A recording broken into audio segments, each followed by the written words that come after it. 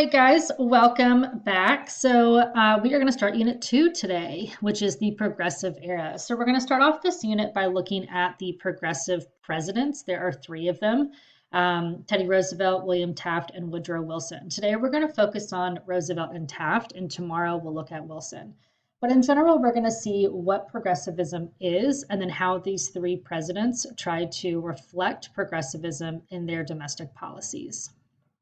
So we'll start off with the definition of the progressive era. It is a period of reform and social activism that happens in the 1890s-ish to the 1920s, where a lot of the issues from the Gilded Age are going to be attempted to be fixed. Not every issue is going to have a solution or is going to be addressed during this time, but a lot of the problems that we talked about last unit are going to try to be fixed to some extent. For example, political corruption, like with political machines down here, you can see with Tammany Hall, that will be addressed. We'll also talk about various groups and trying to fight oppression or gain rights, like women's suffrage. And then we'll also look at what to do with robber barons and their trusts and monopolies that they are building and how they hurt the consumer and how these presidents try to address that. There are definitely going to be some successes in progressivism, but also some failures. Most notably is the fight for civil rights for Black Americans. That is something that does not quite get addressed during this era of widespread social activism, but we'll look at that a little bit later on further in this unit. So let's start off with Teddy Roosevelt. He's the first progressive president. So he becomes president in 1901 after William McKinley is assassinated, and Roosevelt was the vice president, so this elevates him to the presidency. He believed that the federal government and the president specifically should have a lot of power over the states, as well as just power and influence in national affairs. Roosevelt believed that the president should be a steward of the people. Now, the word steward means like an agent. So the president was basically in power to serve the will of the people. And he believed that the presidency itself, this political office, was a bully pulpit, which is basically just a word for this idea that the presidency was a position of power that allowed the president to speak out for the people in shaping laws and legislation and policies. Roosevelt was a very visible president. He was often in front of crowds speaking about his ideas, especially on social problems. And so he used his speeches and his public appearances to try to shape what Congress was doing in their laws, as well as what the Supreme Court was doing in their rulings. He was a Republican in name, which at this time period in the early 1900s meant that he should have been probably in favor of a large federal government, which he was, but he also used principles of the Democratic Party when it comes to like populism, which is something that the Democratic Party was embodying at this time, as well as progressive ideas, which reflect the doing what the what society needs to be done to fix social issues and initiate reform. And we can see that in this cartoon here, that what he does during his presidency is he kind of like mixes a whole bunch of different ideas to try to achieve his progressive goals. So when he becomes president, he starts what he calls the square deal, which is kind of the name for his domestic policies. It's how he is going to initiate progressive reform. And it revolves around the three C's, which are controlling corporations, consumer protection, and conservation. We'll break each one of these down. The first one is controlling corporations. So if you think back to the Gilded Age, there was an issue when it came to these monopolies and these trusts that were being formed. They accumulated a lot of wealth for the robber barons who owned these trusts, like Rockefeller and Carnegie. However, it was really bad for the consumer because if a consumer only has one option for a product, then that product is probably going to have a pretty high price tag attached to it, as well as the quality might not be that great. And so Roosevelt believed that trusts were harmful to the consumer and to the economy. And so he wanted to break them up.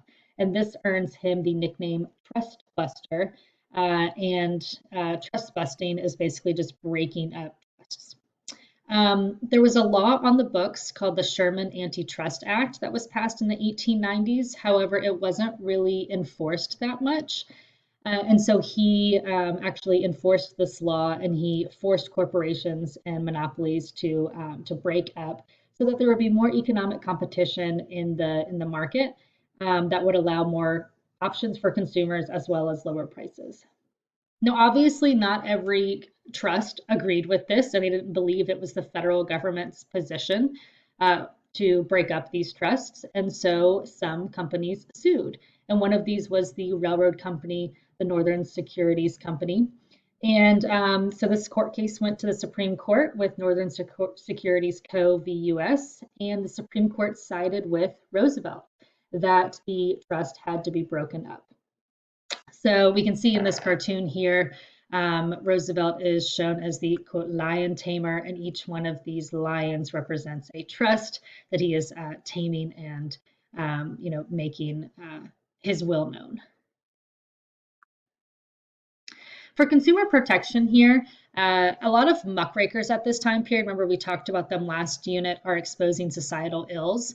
And one that really is frustrating Roosevelt is the meat packing industry. And we'll talk more about the meat scandal, as you can see in this image here, a little bit later on this unit. But in general, there was a book put out during this time called The Jungle that revealed the really gross conditions of meat products that were being sold to consumers during this time period. And the public was outraged, and Roosevelt believed it was his duty to, reflect that outrage and try to fix that with legislation. So he worked with Congress to pass two laws, the Meat Inspection Act and the Pure Food and Drug Act. Both of these try to protect consumers from not only harmful substances in their meat products, but also just in general with food and medications, and to have medications and food have truthful labeling on them. At this time period, there were things like heroin and cocaine in medications. These laws didn't specifically outlaw that. It just said that you had to have truthful labeling that said, hey, this product has cocaine in it. For example, Coca-Cola, the Coke in that word, comes from cocaine. Obviously, Coca-Cola doesn't have cocaine in it anymore. That was eventually outlawed later on. But during this time period, Coca-Cola had to be upfront with consumers and tell them that, hey, there is cocaine in this and it's an addictive substance, and consume it at your own risk. All right, so conservation. This basically is a movement to take care of and preserve natural resources for the benefit of future generations. Roosevelt was an avid hunter and sportsman. He really enjoyed being outdoors, and he wanted to protect some natural spaces in the US for future use, whether that was for hunting or for visiting or for camping. Roosevelt also knew that the natural resources in the United States were not unlimited, and so he wanted to preserve some areas for future forestation or for mining and that type of thing. So he designated over 2 million acres of national forests, parks, and mineral reserves for future generations, and he also created the U.S. Forest Service, which was led by Gifford Pinchot. So we'll talk a little bit more about Gifford Pinchot because he's going to play a role in the next part of this notes. But at this point, you should be able to talk about what progressivism is, and then what Teddy Roosevelt's square deal consisted of, those 3 C's. So Roosevelt serves 2 terms, and instead of running for a 3rd term, he handpicks one of his closest supporters and friends, William Taft, to run for president. He really believed that Taft would continue his square deal policies and kind of be an extension of Roosevelt. Taft, however, really didn't want to be president. Actually, it was his dream to be a Supreme Court justice, which eventually later on after his presidency he becomes. He's the only president to also serve on the Supreme Court. But he's really close with Roosevelt and he wants to help Roosevelt out. And so he decides to run on the Republican ticket for the presidency in 1908. He ends up winning because Roosevelt was fairly popular after his progressive policies. However, Taft wasn't really as progressive and not as skilled as Roosevelt was.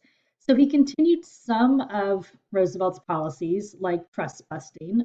He actually broke up more monopolies than Roosevelt. However, when it came to some other progressive issues, he really wasn't as progressive as Roosevelt or the progressive part of the Republican Party wanted.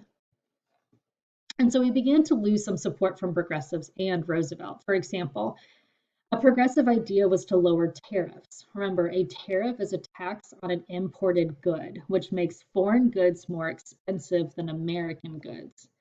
However, American goods typically have high prices as well because they can charge a price basically just up to the point of a foreign good, maybe like a penny cheaper, right? So typically what tariffs do is they raise the prices of all goods, and that's bad for the consumer. And a progressive idea is to try to help the average consumer. Okay, so Taft campaigned on lowering tariffs, which would lower prices. However, he signed the Payne-Aldrich Tariff Act, which only slightly lowered tariffs. It was kind of a compromise bill, and this really disappointed a lot of progressives that wanted Taft to really tackle tariffs and lower those.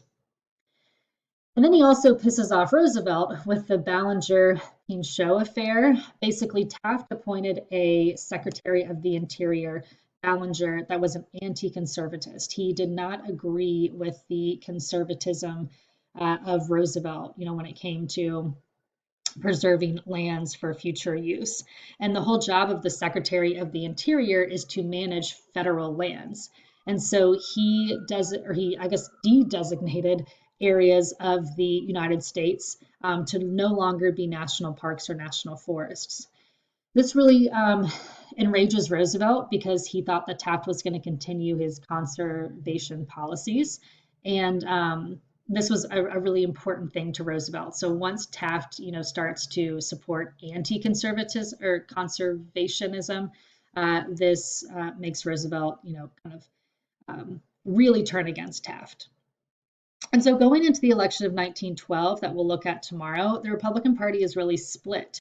Taft has the support of more conservative Republicans that didn't really like the amount of government interference in the economy and in society, whereas Roosevelt has the support of progressive Republicans, the ones who liked the federal government intervention and the social reforms. So we'll look next objective at kind of what happens in this election and what the consequences of the splitting of the Republican Party has.